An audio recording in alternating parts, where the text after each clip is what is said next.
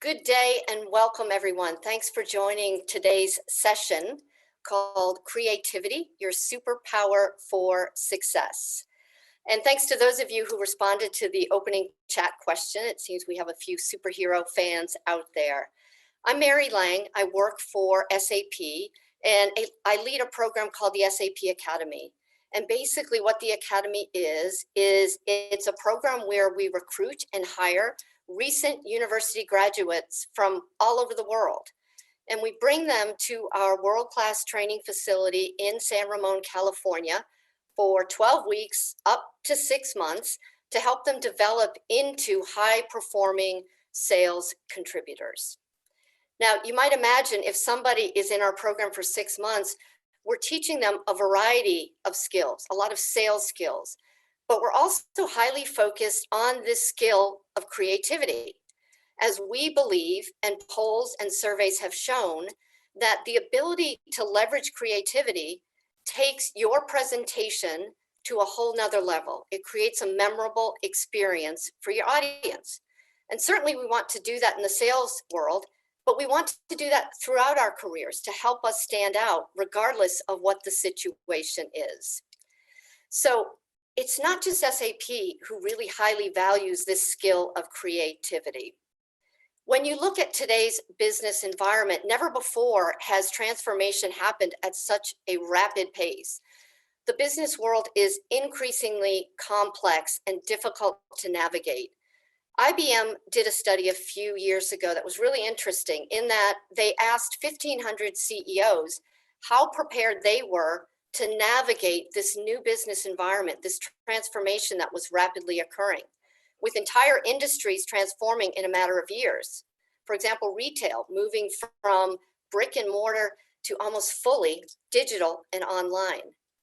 The survey showed that almost half of the CEOs felt they were not prepared to address this change that was occurring. Most interestingly, the CEOs felt that the number one skill they needed in order to navigate this transition was creativity. So certainly creativity is highly valued in today's business environment, and as we go forward, will be even more highly valued with the transformation continuing. Now, many times we get the question, well, is creativity something you're born with, or is it something you can develop? So would love your thoughts in the chat. Are you born with it, or is it a muscle that over time you can develop? Many times we think of creativity in the field of the arts. So Pablo Picasso, for example, creating these amazing masterpieces that the world has never seen.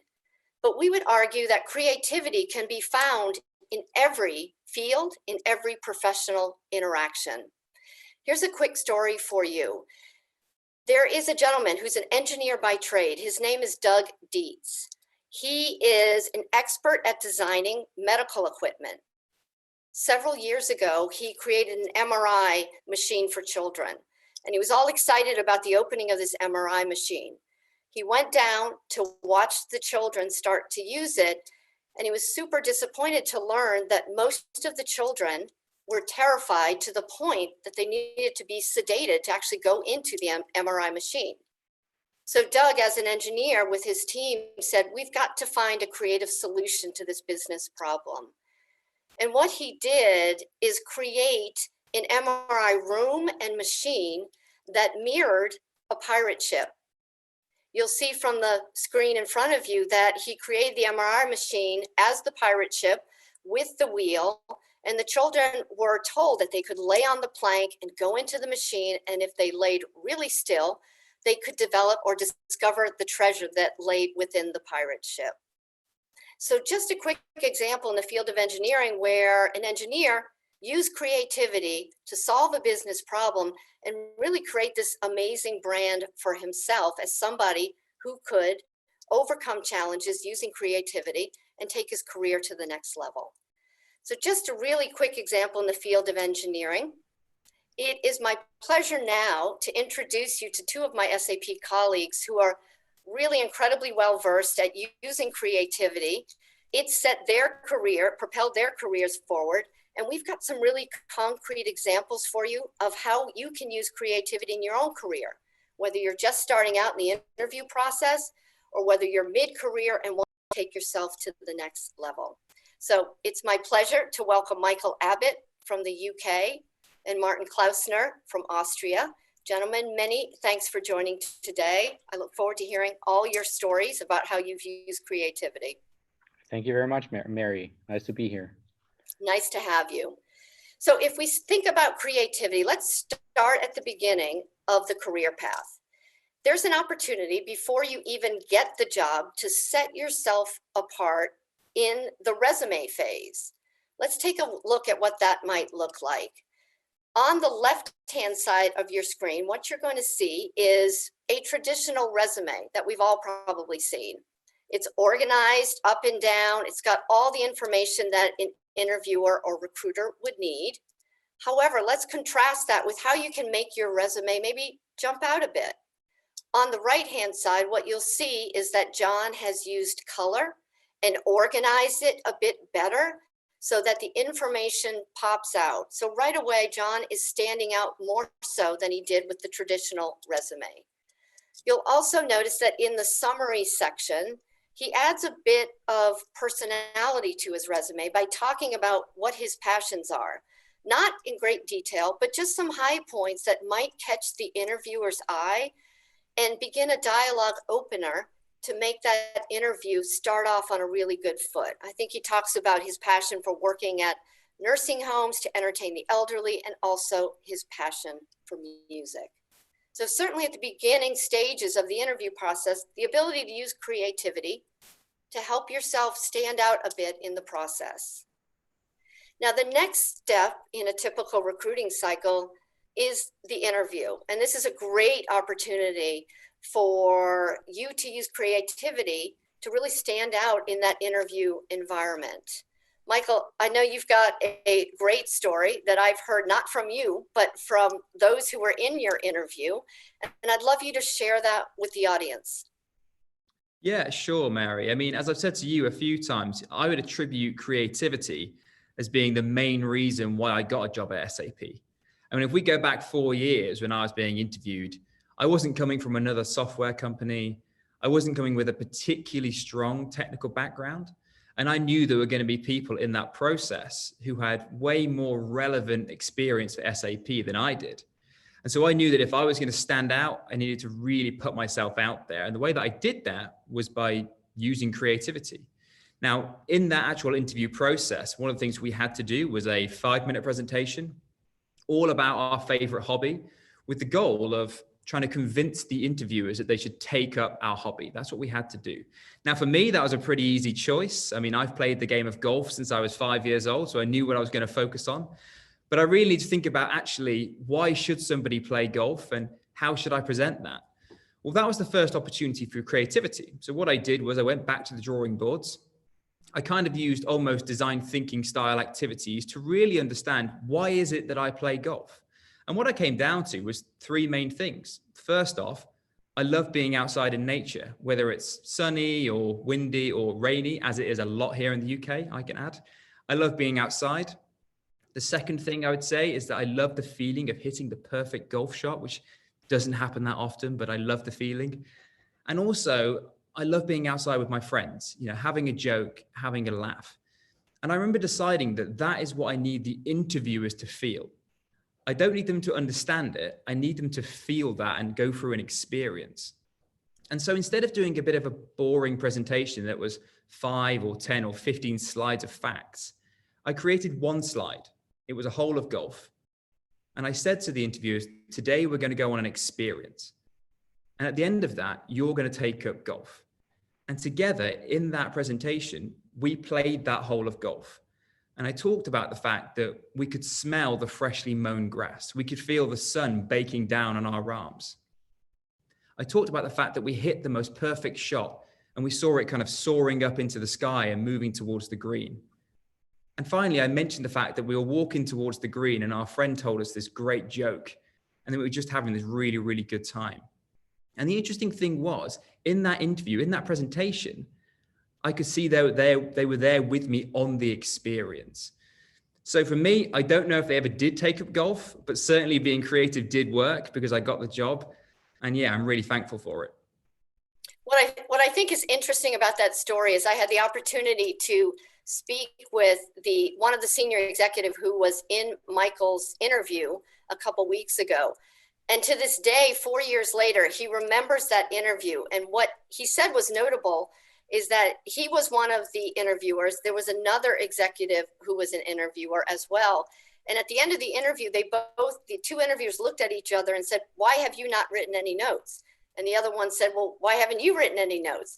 And they both said they hadn't written notes because they were so engaged in Michael's story and his creative way of telling what his passion was that they didn't even want to take a second to take a note. So a great example of using the interview and storytelling to really set yourself apart from candidates who might have maybe better education, maybe better experience, but your personality has shown through. So thanks for that, Michael.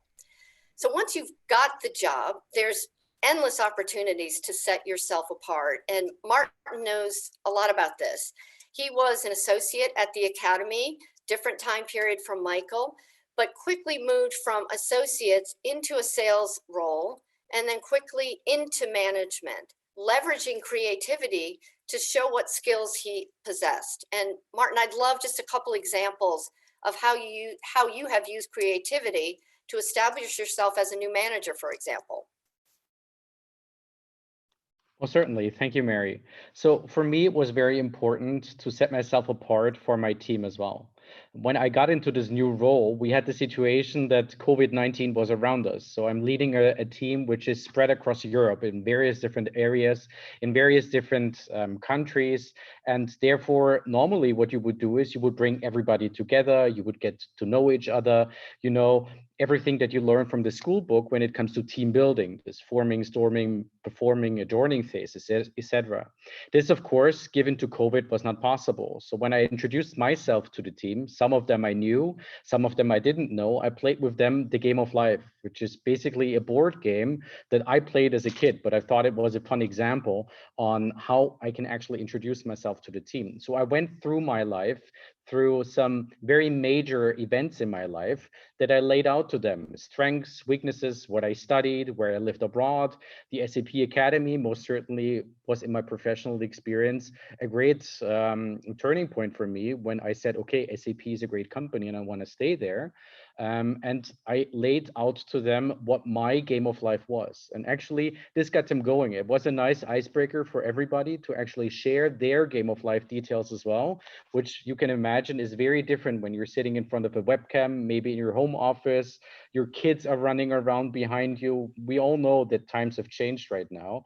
And this was just one example. Another example that I'm still doing to this day. So SAP is a very great company and a very big company. In case you don't know, SAP has around 100,000 employees right now. It's up a little and down a little all the time, but it's 100,000 people.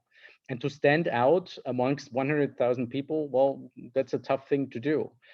At SAP, thankfully, we have a very great culture when it comes to feedback and openly appreciating. And I wanted to take this to the next level. So whenever I went into a new meeting with internal colleagues that I didn't know yet, and they helped me out, or I asked them for advice and things like this, I always brought a little treat with me. So I'm in the beautiful city of Vienna, and we have a lot of great sweets and a lot of great coffee. So when I got to know new people, as a sign of appreciation, for example, I brought small sweets with me as well in order to thank them. And to this day, actually, years and years later, people still remember that there was this guy who brought some sweets with him after he got an enablement, for example. So you can stand out wherever you are, in whatever position you're in, and creativity never stops. So I'm still amazed also from early talents, very senior people, that they're showing great examples of creativity. And those were just some examples from my personal experience on what I wanted to do to take it to the next level.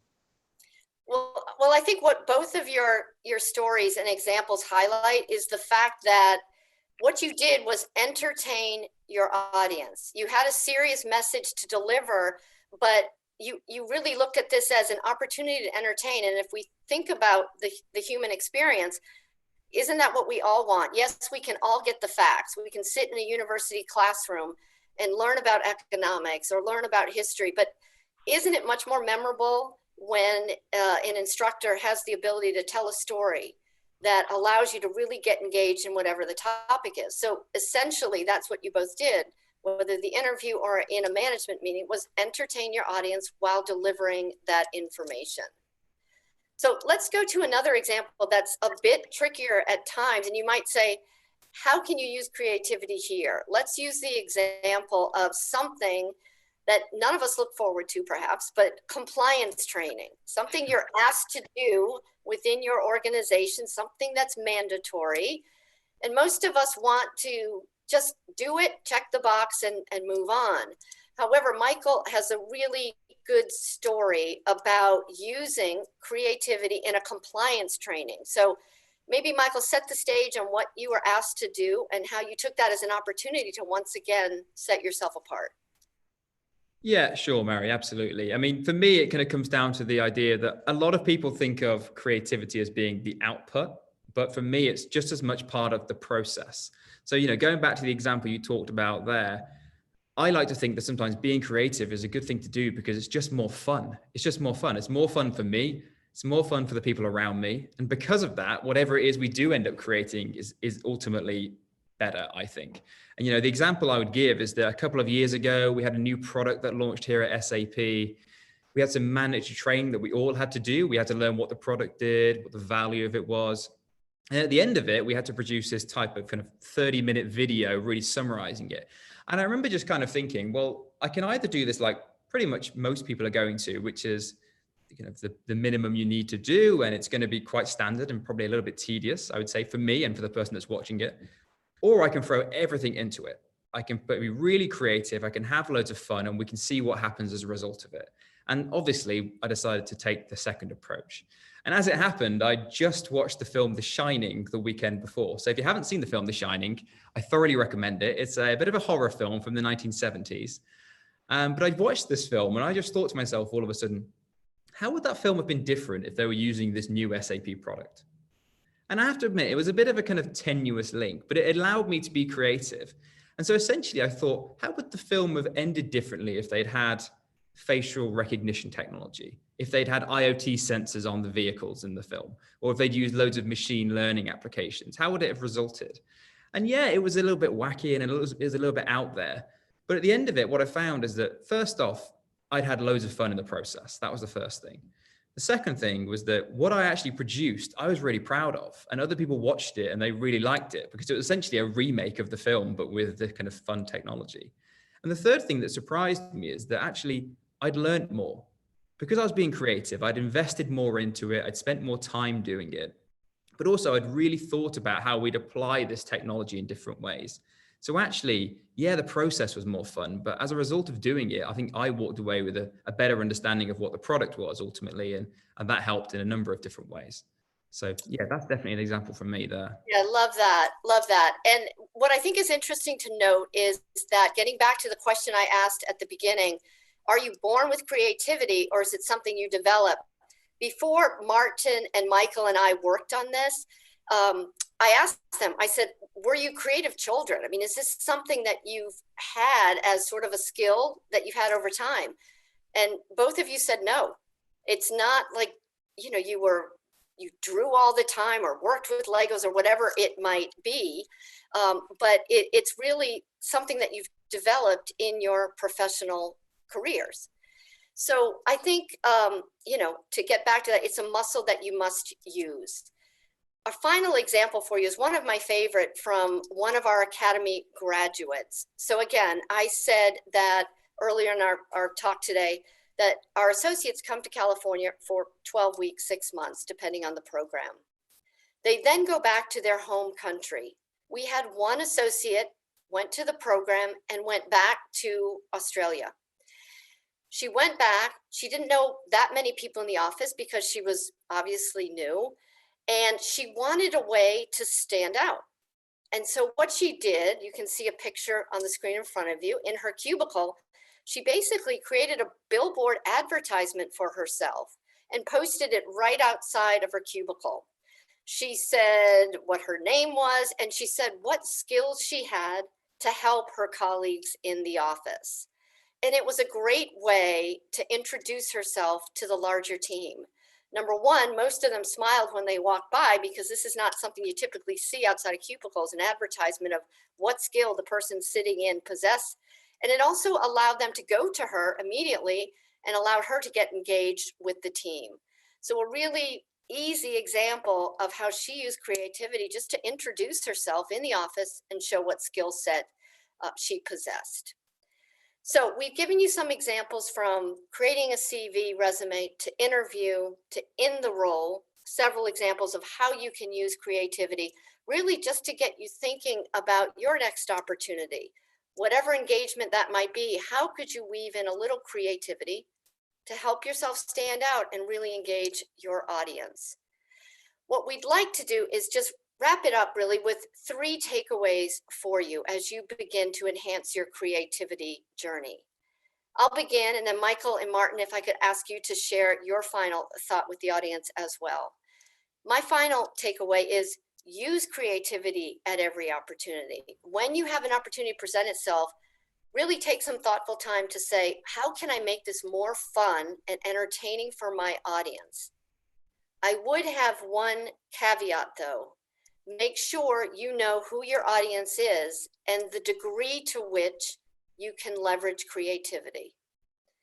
For example, when I'm speaking with a senior executive audience, I'll use a little bit of creativity on my slides. I might have some pictures. I might tell a story to develop a business point or to make a business point a bit more interesting.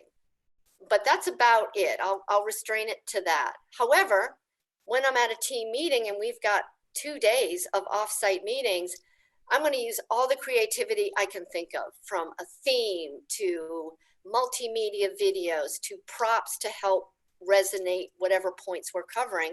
We're together for 2 days. And again, we want to engage and entertain the audience while we deliver our message. So in summary, use creativity, but know your audience enough to know when to dial it up and when to dial it back. And so with that, how about we start with you, Martin, with your final takeaway for the audience? Gladly. So for me, it's all about personalizing it. That means basically tailoring it to your audience, meaning that you have to make content relatable.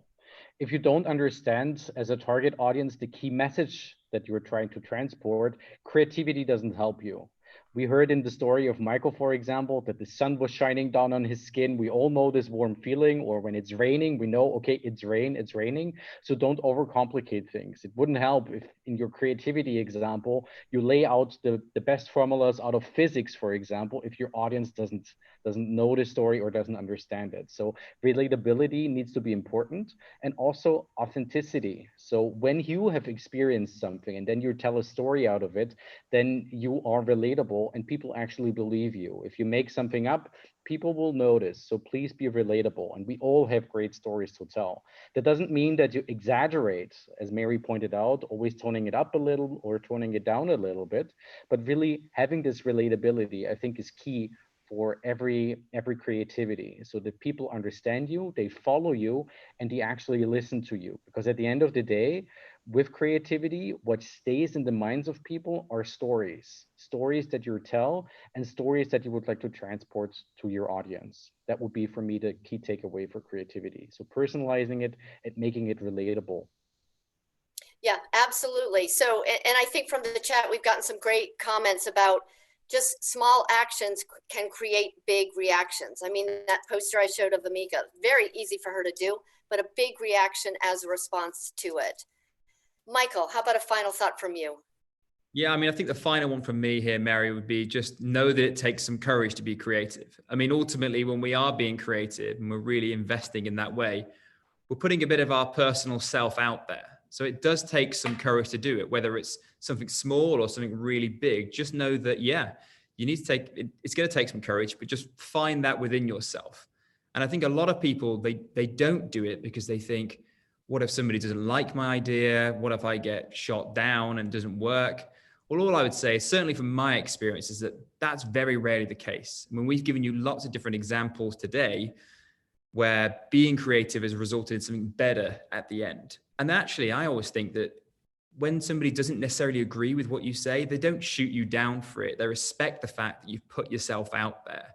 So yeah, know that it's going to take some courage, but just find that and go for it. Yeah, and I think, you know, we are, the three of us, we've worked together enough to know that nothing beats a good dry run, whether that's to your cat, to your mother, to, you know, a professional audience, whoever it might be. Dry run and practice. That's going to give you confidence going in. And start small. Try one or two small stories, perhaps, as your first bit of creative insertion into whatever setting you might have. So with that, we are really at the end of our time, and I can't leave without asking Michael and Martin, who is your favorite superhero and why? So Martin, I'll start with you. Favorite superhero? Sure, thank you. That's a little bit of a surprise. So I would say that for me, it's Catwoman, funny enough. So I think you have to put yourself out there, and creativity, as Michael pointed out, and you, Mary, pointed out, and I pointed out in my examples, is always going the extra mile, leaving your comfort zone a little bit. But the nice thing about cats is they always land on their feet. So don't be afraid. At the end of the day, when you put yourself out there, when you put an effort in, you will land on your feet and people will appreciate it, and you will learn from your mistakes and you will build up for the next time as well. Yeah. So Love that. Would never have thought Catwoman. Michael, how about you? I'm going to go on a slightly different kind of track here. I hate falling, Martin, so it's not going to be Catwoman for me. I'm going to go with Superman instead. He can fly, so he's never going to fall. So yeah, for me. Oh, there you go. There you go. And I think for me, I'm a Robin fan. I really am. Robin helps every day make Batman look good. So I really have always admired that. He's a kind of behind the scenes guy, but very critical to the operation. So with that, I want to thank everyone who tuned in today or is watching this on replay. We're really happy that you joined us, and we hope you took away a few tips from our session today on creativity, your superpower for success. If you're interested in learning more about the SAP Academy and would like to be notified when we open up positions for your country, please feel free to register for our online talent community, and you'll be notified when positions are open and you can then apply. And then finally, thank you again for joining, and we look forward to you joining our next Ignite Your Power session. Have a great day or evening. Bye-bye. Thank you. Bye-bye.